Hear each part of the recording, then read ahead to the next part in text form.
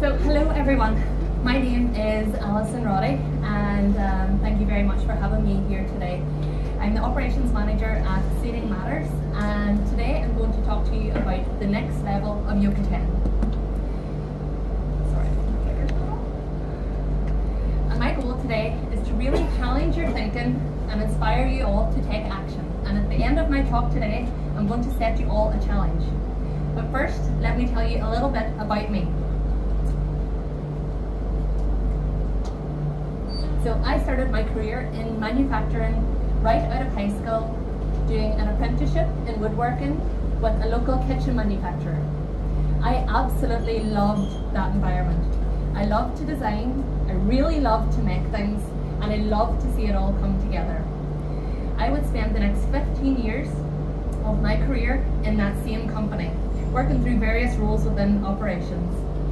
I also loved to practice yoga. I would practice yoga every single day, every morning and every night, so much so that I would even go on to teach classes in the evenings. But 15 years after, sorry the screen's a little off, about 15 years after I started my career in manufacturing, I found myself a little lost. One day, as I was leaving work, I locked up the factory and I was walking towards my car. As I got into my car, I sat down and I felt this overwhelming feeling of heaviness. I sat in the car almost very slumped-like in the car, and I'm not a slump-like person. I'm usually very poised and in control most of the time. And I felt this heavy feeling that came over me. It came from the very top of my head all the way down the top half of my body. I'd never felt a feeling like that before in my life. I turned on the ignition and I started to drive home. It was a short journey, but I only made it about halfway. I had to pull over. I was completely overwhelmed with negative emotion. I sat there in the car trying to process my thoughts. And some of the thoughts that I was feeling back then, I realised that I was lost and confused. I lacked enthusiasm, not only in my job, but also when I was teaching yoga classes, when I was playing my sports, even whenever I went home to my family to be with my kids. I wasn't that happy, bubbly person that everyone knew me as. I was unchallenged in my work, and quite frankly, I was bored to tears. I went home that evening, the feeling still stayed there, and that feeling stayed there for months. I had this overwhelming negative feeling. I used to Google every single day. I am 30 and I have no idea what to do with my life. It was an awful feeling. As I was scrolling through Google, trying to find the answers, one day I found the answer and I thought, that's it, this is what I'm going to do. I'm going to go back to school and study for the academic degree that I thought I was missing out on. I thought this is the fulfillment that I'm going to get. I got excited. I started to talk about my plans to my wider family and friends. And during this time, I spoke to my sister, who also started to tell me about her work. And her work was going through lots of changes. She had went on to tell me that her bosses had just come back from Japan and they were changing everything. They were actually tearing down walls. They were telling her to label her pens, telling her to do her job better. She wasn't sure how to feel about this. But I had just spent 15 years in a company that had very little change. I was intrigued. I moved to the edge of my seat saying, tell me more. I want to know more about this. And the more she told me, the more intrigued I became. I asked if I could get a sneaky little look around her work, and that just happened to be Seating Matters. On that first day that I got to go in on that sneaky look around her factory that I shouldn't have been in on, I knew as soon as I stepped inside the factory that there was something really special. And this is way, way, way back at the very beginning of Seating Matters' lean journey. The factory doesn't look how it does now, but there was something even special even then. As I walked around the factory that day, I met Ryan and I spoke to Ryan Ryan told me about this new way of working, this new way of thinking. He was asking his team to come up with ideas to make their jobs better, to provide a better service for the customer, to to improve, to reduce waste. A lot of it I didn't really understand what Ryan was, I actually didn't have a clue what he was talking about, but I felt the energy. I heard the buzzwords, I heard better, I heard improve, I felt the energy, I felt my manufacturing heartstrings being pulled. And I knew right there and then that I was going to cancel my plans to go back to school and stay in manufacturing, the industry that I absolutely love.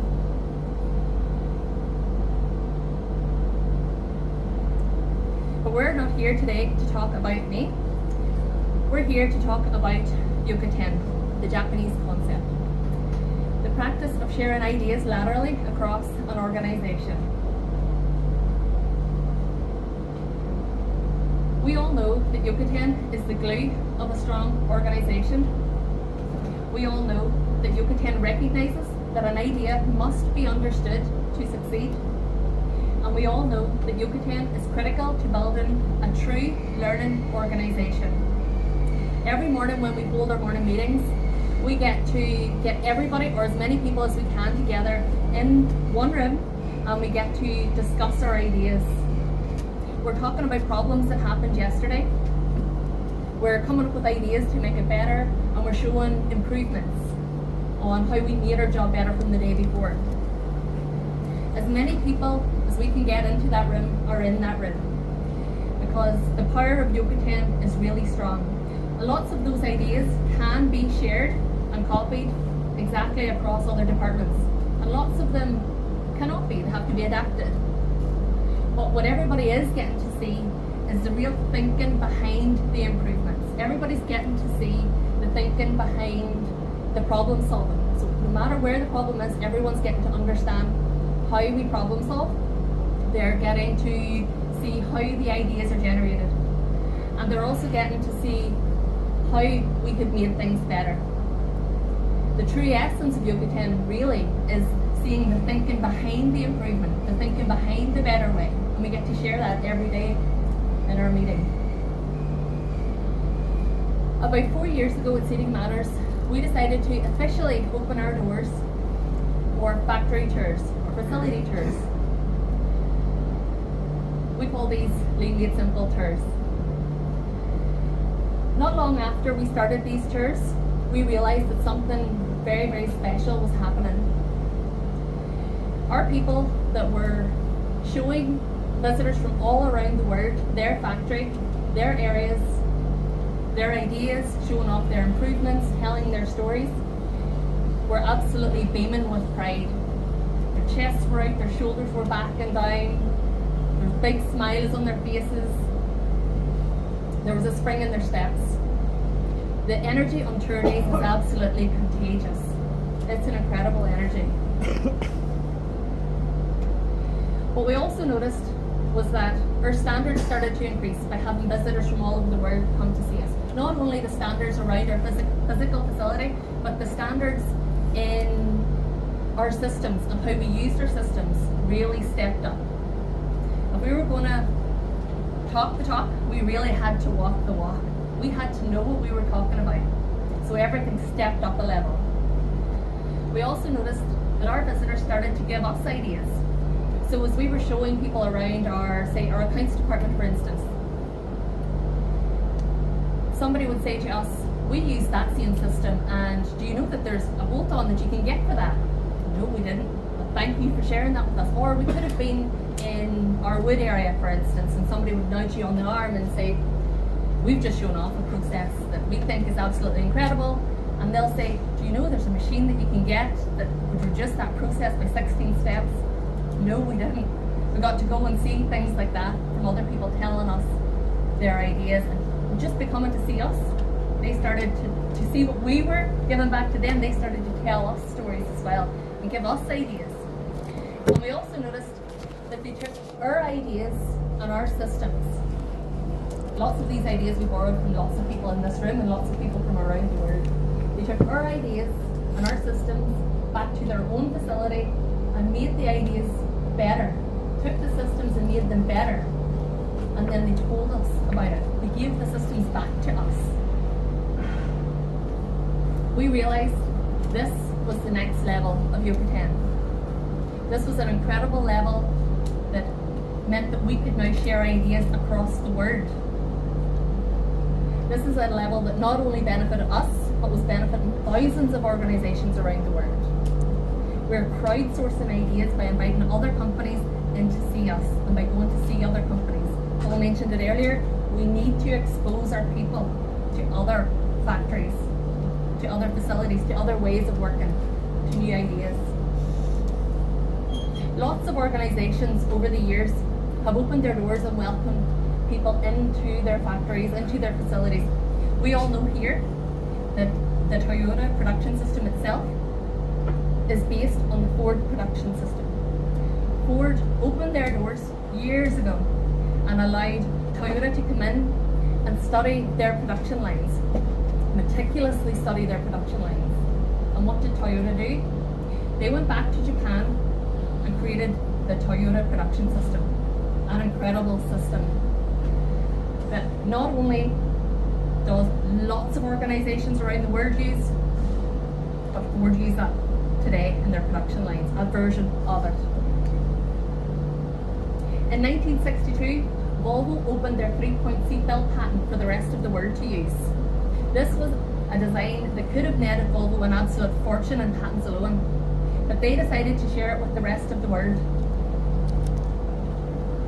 Why? Because it was too important not to. In 2014, Tesla open sourced their patents. They allowed their competitors, everybody in the world, to look inside their patents. Why? I let Elon explain. Can we turn the volume up? I'll just go back.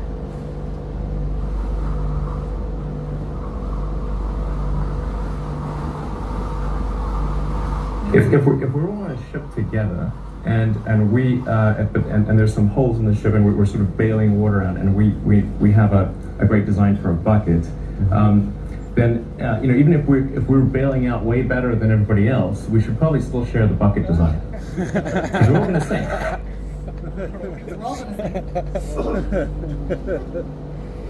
Would Fastcat be the company they are today if Toyota and their suppliers hadn't opened their doors and allowed Paul and his team to go in and visit them and learn from them? Would the concept of 2-second lean have even been created had they not opened their doors? 15 years. I spent 15 years in the manufacturing industry, and not once did I hear the term lean. Not once did I go to another company with the intentions to learn from them. I'm sure there are people in this room where that number's higher. I'm absolutely sure of it. And that's too long.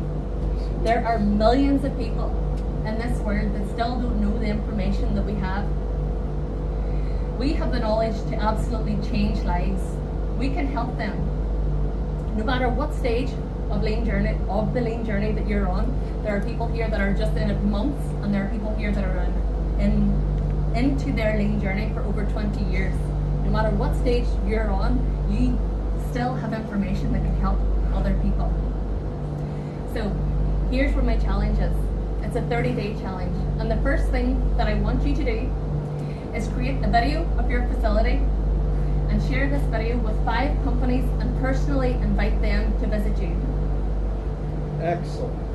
Number 2, post a copy of 2-second lean to another 5 companies.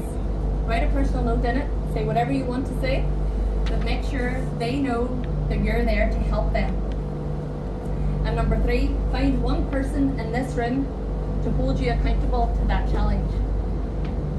That person might be sitting on the same table, on the next table, but after my talk today, I want you to share your number and check in with that person in 30 days.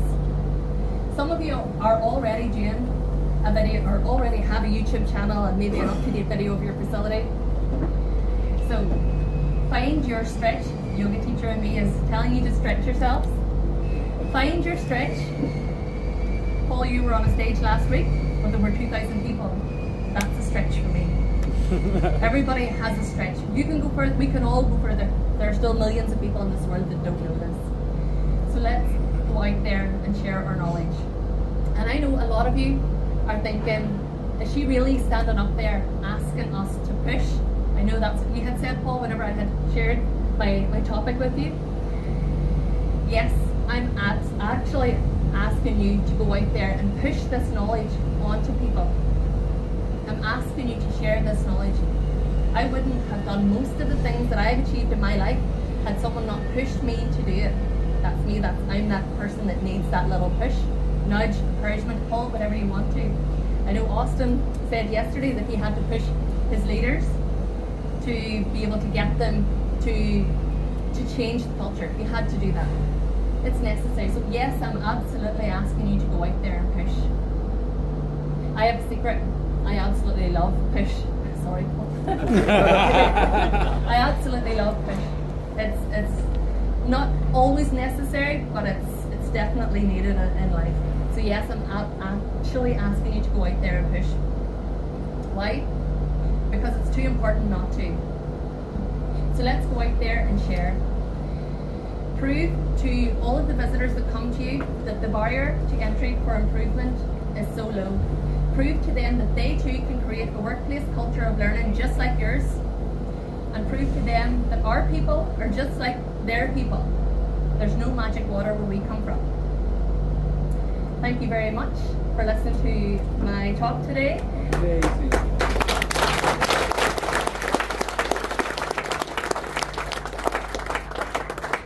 And I agree with you. Now, I agree with you. Awesome. Great challenge. Are we doing questions or are we moving on? Are there any questions?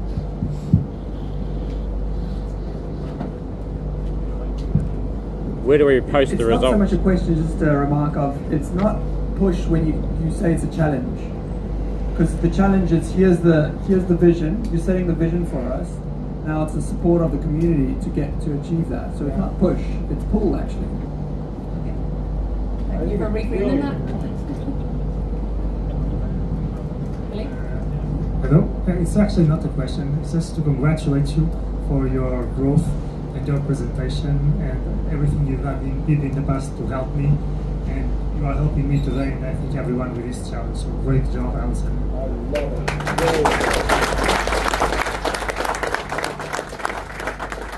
Alison, on the tours, I've only followed City Matters from the internet side of it, so I didn't know the extent until I came here and talked to all of you. It's unbelievable, these tours, and I do a lot for customers, but outsiders I haven't done yet. If when you give a tour, do you go through the lean side of things, or do you show your capacities and your capabilities, or how do you marry those things together to give them a really good knowledge of CD Matters and what you guys do? Yeah, so our tours are very much focused on the very early stages of lean. So they're generally people that come to visit us are very early on in their lean journey. So it's very much a cultural focused tour where they come and they always attend, they must attend the morning meeting. They have to attend the morning meeting. Otherwise it's no go. We just don't, no, you have to come back on another day whenever you can make it to the morning meeting. We focus on how we have created, we talk about how we got there. We share with people that we were just the same. We show them the before and we show them the after, and then that there resonates with a lot of people. What we also do is show how we have adopted a lot of the concepts. What I learned today, or what I actually wrote down in my book, so one of my main takeaways from today is Paul had created another concept, the 1-3-30, and he's a master conceptualizer, being able to take something that's extremely complex and break it down into something simple is a real true leadership, a true teaching trait, to be able to break something down over and over again for other people to learn. So we talk about all of the concepts that have completely changed our factory, and it wasn't one thing. There's 100 concepts that we've talked about. One of them is, we all know, is fix what bugs you, leave it better than you find it. Wherever you ask the question, that's what the answer should be. These are all first steps. Everybody can adopt lead by this. Do you have them clean your bathroom? Because we have them clean the bathroom. That's kind of actually a litmus test on whether or not they can come. No, we don't. Okay, so we make never it even thought of that. 7 o'clock, yeah. 7 o'clock in the morning is when we start. We 3S for a half hour. The president has to be present of the company to come to tour our facility, and they have to clean the bathroom. And if they're not willing to do that, they can't come. Yeah. quite often we get people asking, why does everybody in the company, why are they all on the cleaning rota, for instance? And well, we know that that's where humility starts. And humility, you have to be humble to be able to know that things can get better. So that's our answer. Pablo? Over here, Pablo. One thing we talked with Paul in Ireland last year is that in the Irish culture, in your country, many companies that went to tour City Matters get the lean culture and implemented it, and it's something that worked really good on Ireland. Why is that? What's the Irish culture has that it works that well in the lean culture? Why does it work better? Does anybody else? Yeah. I can answer that. I can answer that question. Go ahead, Phil. You can't argue with results. What? Yeah, you can't argue. You with can't that. argue with results. Yeah, but why are the Irish getting it more than any other country in the world? Because that's the facts. From my perspective, because I'm working with countries all over the world, nobody does it better than the Irish. So I have my opinion. Tom, do you want to say something? Did you want to say something? Yeah. No, I think one very special reason is Ryan and the team at Seating Matters, because they got me here. I wouldn't be sitting here today without Ryan and the whole team. So when we're looking at the magic water, he is part of the magic water. We don't have enough magic water in other countries. So it's not, I don't think it's, there are traits about the Irish, especially the country Irish. I've spoken with my compatriots about that. There is a difference between city people and country people, and I think it exists in Japan also. I think it's a global thing. Country people are humble by nature. You're not allowed to be arrogant and growing up in a farming community. You're hardworking. Yeah. Yeah. So, but we need more Ryans around the world. Right. So I would not have said that was the issue, that it was Ryan, but now that you say it, I would say actually it probably is a lot of what's going on is that we need that level of dynamic leadership from every one of you with no excuses. Every one of you. I would say, the Irish, my impression is the Irish have a little bit like they're not good enough, like they feel like, they're not as good as the rest of the world, so they always feel like they got to work extra hard. I don't know. You guys know yourself, but I always feel like you guys don't think you're that good, so you have to work that much harder. No, that's not the case. No, okay. So scratch that idea. Paul. John? Just speaking from experience on that, with the 2 Second Lean book, and without Ryan and Alison and the team bringing our team up to Seat Matters, which is 5.5 hours. It's a 2-day event for us to go to Seat Matters from our factory to do the tour for, I think, was it 8 o'clock till 11:30, 12 o'clock. If you ask any questions, they just listened, and Ryan and Alison would just answer and just give you back the solid answer. But for 5.5 hours drive back down the road, we might only stop for a coffee break because everyone wants to just get home. But the conversation coming back down will be actually just mind blowing. And it's always been a turning point. And Ryan, we spoke about this last night. Like every time I brought someone up that wasn't buying into it, just completely flipped. Completely flipped. Come back the next day in our morning meeting to be talking about it. I get what you're saying, Paul. There is that thing, we're just not good enough, but really it's helped us a lot anyway. I think it's infectious what happens then that just drives it on, so. And it's happened even in Escarty, so 5.5 hours drive south. We're right down the southeast, and he was up in the northeast. There's several companies around us that have really tagged on because of even Paul here and myself. Smaller companies again, so it is happening. So yeah, just well done, Alison. Well, when I say that about the Irish too, I'm speaking in the same vernacular as the Japanese. The Japanese tend to not think they're very good, even though they're really good, and that allows them to be more open to new ideas. That was my impression of what was going on in Ireland, because I've never seen any culture even close to the receptiveness of lead. And that is not to discount anything that Ryan and CD Matters has done. It just seems like you guys are a little bit more like, hey, that's interesting, let's try it. Seriously, there might be something too to the country boy thing. I remember hearing a story from Toyota. I think Paul told me it long ago that Toyota versus Nissan, and they were fighting with each other and competing. And Toyota's answer was like, well, that's Nissan. They do it the normal way. They're city folk. We're country boys. We figure it out. We figure out how to make it better. And, I mean, look at Jack. Everything he's done here, and something I heard from here this trip too. I'm just a dumb country boy who figures out how to make it better. So Exactly.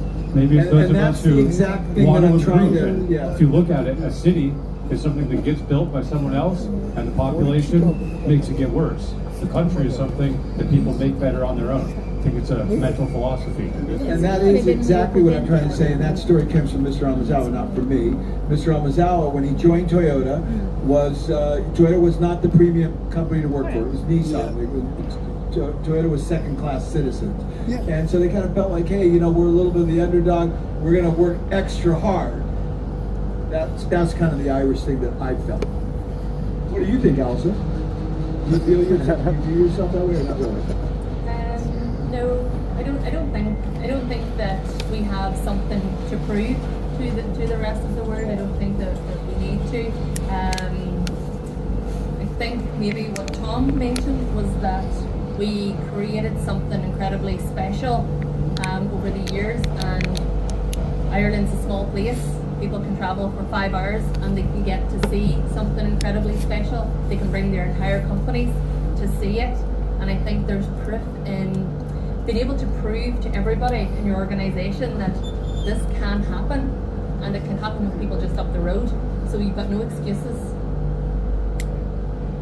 Well, I think also we may not have anything to prove. We've got so much to give, and we are a very generous culture, and we will host people, take people in, and give what we have to them. So, and I think that's a very important part of the ingredient, that whatever we've got, if our bullets fit your gun, go shoot them. Why are you guys like that? Where does that come from? I wasn't around at the time, but it's just part of us. Okay, more questions? Sí. Okay, Es que hay... Alison, great job. Sí,